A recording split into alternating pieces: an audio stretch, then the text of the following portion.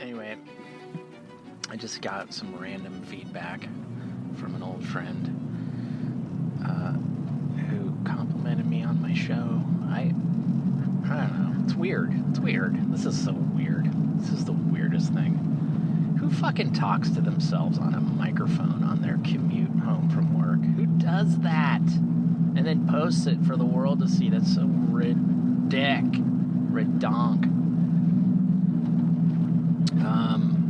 But whatever. Who cares? Yeah, God, I'm on a job right now that is so cool. Oh my God. Eileen Colehep is producing an OTP commercial that Pete Levin is ADing. Sorry, my fucking car is so noisy. You know what it is? My tires are slowly flattening. The front suspension is going. The oil, like, I have a little computer in my car and it tells me everything that's wrong. And I have to push a button to sort of say, okay, ignore it. But it forces me every time I get in the car, like, this is wrong. Your tail light is out. Your brakes need changing. Your da-da-da. And I'm just like so broke. And I'm like, well, it's still driving. What's the problem? Jesus. Anyway, I'm coming home from one of these like top shelf, sweet, lovely commercials. My rate is great. I'm respected. I am cared for. I'm fed. Oh my God, they have like the best catered meals. Like really good food that's just unique and different every day. And the caterers are so nice. And it's the Supremo cool. Oh, dude. LA has been so fucking beat down. But we're these like mighty warriors, right? You know, like the LA scene, you know, is dope. And people, it's like looking under a rock and finding like your dad's old wedding ring that he fucking thought he flushed down the toilet. You know, you look down in LA and you're like, oh, this is where all the dirt bags are. This is where all the fucking, you know those homeless guys that look like they're kind of sunburned. In LA, if you got a sunburn that's a little too insane, you kind of look homeless because you're just sitting out in the middle of a 114-degree day, panhandling, and it's like you got blisters on your fucking nose. You know what I mean? You're just like, what? But sounds like I'm hating on the LA stop motion scene. I'm not.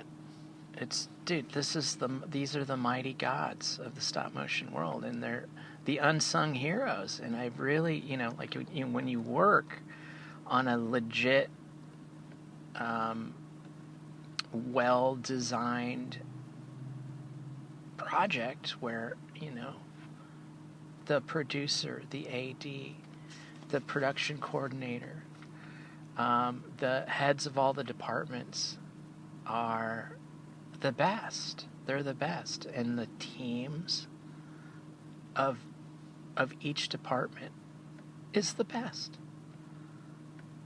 Oh my God, the best. And so the cream starts to rise, and everybody is just like got their game face on, and everybody's showing up and, you know, delivering. Duh, that's what we do. That's how we roll down here. You know, we're not going to get fussy. We're not going to get like little prima donnas. We're just going to represent our department and deliver. You that's, and if we need to compromise, we have a conversation, and we're willing to, stay late or get a shot done or whatever. Anyway, it's one of those kind of sweet gigs where I just feel like we're meeting our true potential. We were supposed to do a big giant movie down here when Leica was ramping up for their big movie, and Wendell and Wild was going on, and Pinocchio was going on. So Portland had like 3 movies, and we were supposed to do Bubbles. But of course that was political kryptonite at that point. But it would have literally been like, yo, there's some fucking grizzly bears down here that are ready to beat their fucking chests, that have been, living in the slow lane, bumper to bumper shit traffic. I don't know. We endured these crazy fires. We endured the fallout of COVID, which hit our economy so hard. Oh my God, this dude just ran this red light. He just like stopped, and it was red. He just was like, fuck it, I'm gonna go. I love LA. It's just like, what? It's being a pedestrian in New York, you're just like, of course I'm walking across the street, jaywalking, you dildos. Anyway, when a real client comes along and spends some real money, like old school money, because commercials were always like this back in the day, you'd have like these seasonal commercials that would come through, and they would have real budgets, and you would crew up with a real team. You'd have riggers, and you'd have like armature people, and you'd have you'd have like a good month and a half of pre-production, and you bang together some gorgeous art, some beautiful puppets. You have a little week of pre-light, and you just have like all these, you rent some fucking Moco gear, and you get some sweet lights, and you hang curtain on pipe in a weird warehouse in the middle of fucking Van Nuys, and you get, you do what you do. You pop up a studio anywhere. It's like those little pop-up tents. You're like, oh, you want some stop mo? Well, this is the pit crew, bitch. Get in fucking line and get ready for some hot, steamy frames. Anyway, that's what we're doing. We're doing what we were put on this fucking planet to fucking do. It feels good. It feels good to be a part of it. Because I've been in the fuck lane all year. And this is no complaint to this community or anybody. It's just everybody is enduring this lull, this economic lull. Everything's going into the shit file. It's like, this is how my file is at home. I just open up my filing cabinet. I'm like, no, I don't want to clear out the last 6 years of my, PG&E bill. It's, it's bursting at the seams, and it represents a pain in my ass. Why would I want to revisit that with some nerdy fucking box of, I don't want to put all these files on ice and stick them in my attic. No. Lick. I don't know why that analogy came to mind. Blah, blah, blah. Feels good. Feels good to be on a dope job.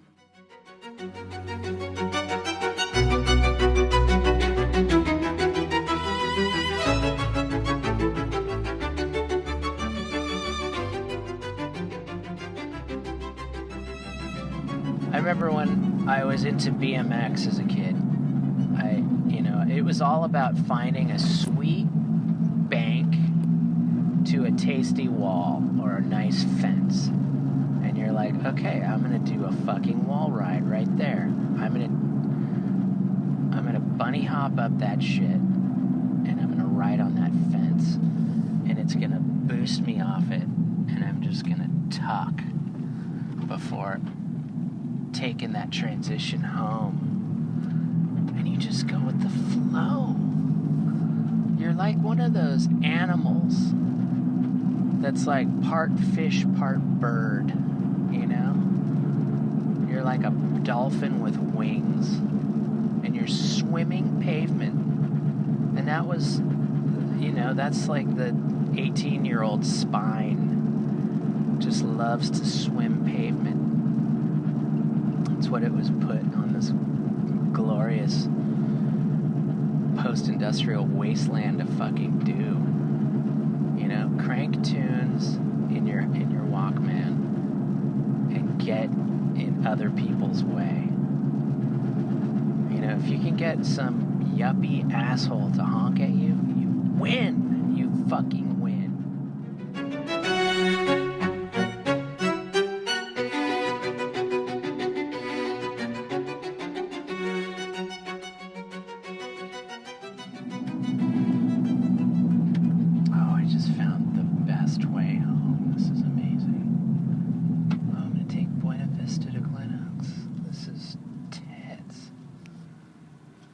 I used to work over here before COVID. I was doing Hot Wheels. And it was a pretty creamy job. It was so easy, my God. Ross Schumann was directing that. And he would hire a great little team. And Hot Wheels is fun because there's very few moving parts. You got wheels. It's a hard, lightweight object that you move around. And the whole fun of it is that it looks like a toy on a set. So you don't want to gild the lily, you know what I mean? You don't want to engineer it to be too sweet. So we would use like fun tack, because you don't want to put wax on a fucking toy. Fun tack's great. You just, you use a little wad of fun tack to clean the fun tack off of whatever. Wax, oh my God, it just leaves this big greasy residue inside the little, God. Or we would use butyl, like fucking, when I first encountered butyl, I was like, what is this good for? Why is this on a stop motion cart? You know what I mean? And then when you do a Hot Wheels show, you're like, oh, butyl's fucking amazing. It's like this, it's just sticky enough to hold up a Hot Wheel.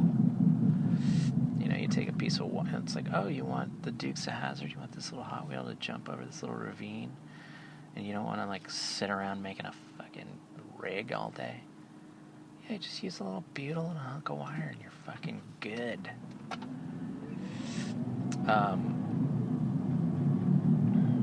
What is going down? Oh, La Bamba, there it is. That's where we used to go on a Friday on Hot Wheels. Go to La Bamba, have a mojito, some dirty rice.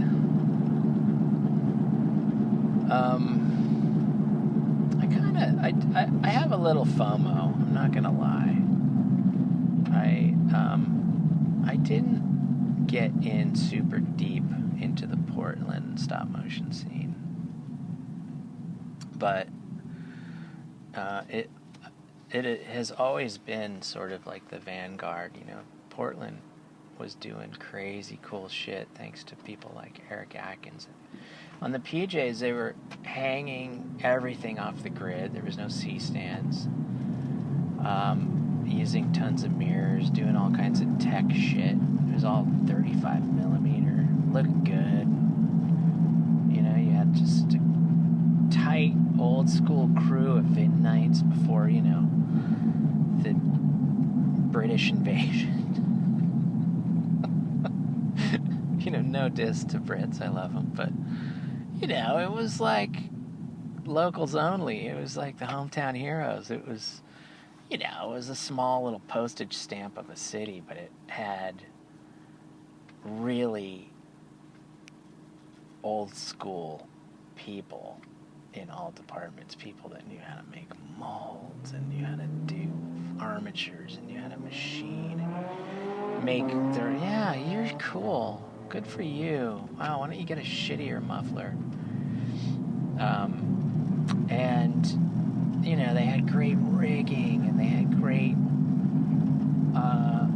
set department. They understood materials. They played with paint techniques. And it's, you know, it's no wonder why somebody like Travis would come along and buy that company, because it was a fully dialed machine. And, you know, I popped up there from here and there. I was like a, you know, like a fill-in guy.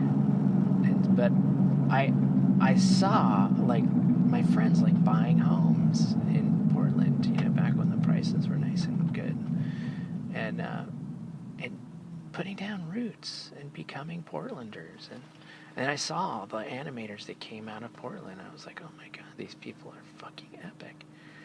And then, you know, of course, when Leica became Leica, and it became what it became, it was the most indulged studio in the world. I mean, if you wanted to really play with how to plus things, that was the place to do it. And I got a little taste, you know,